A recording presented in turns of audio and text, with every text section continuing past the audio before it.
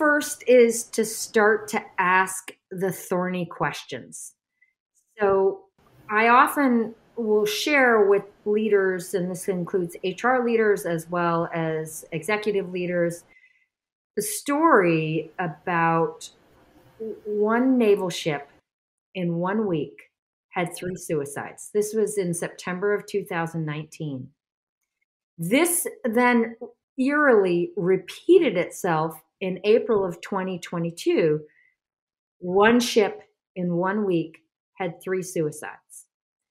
Now, the prevailing approach toward mental health has been one in which the organization and the experts within it, they, quote, identify the individuals at risk and then connect them with the resources that they need. But is this approach actually working? Evidence suggests that it is not. So, for example, over 97% of large organizations in the US have these so-called employee assistance programs, which are supposed to serve as those resources for individuals who are, quote, at risk. However, less than 6% of eligible employees are taking advantage of these resources. The question is why?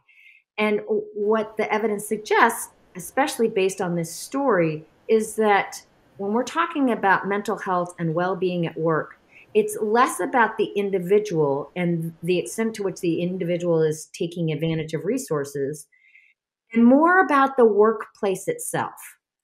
So in the case of these naval ships, keep in mind that the Navy has heavily been investing in both mental health and suicide prevention programs.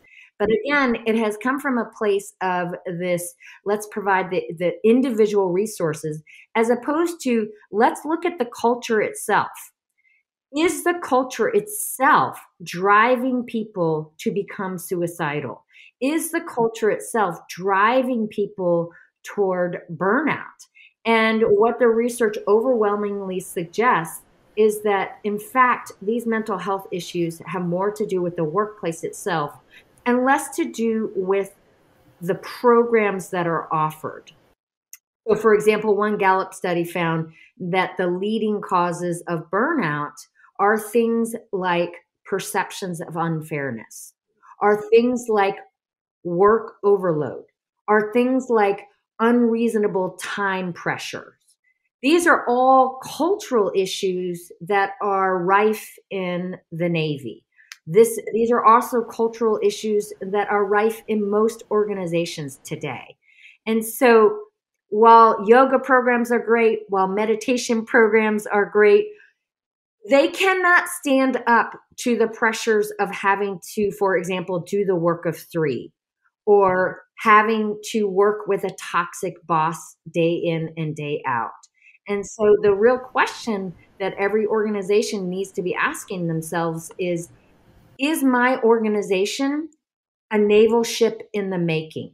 And if it is, what am I as a leader going to do about it? Am I going to have the courage to ask the question in the first place?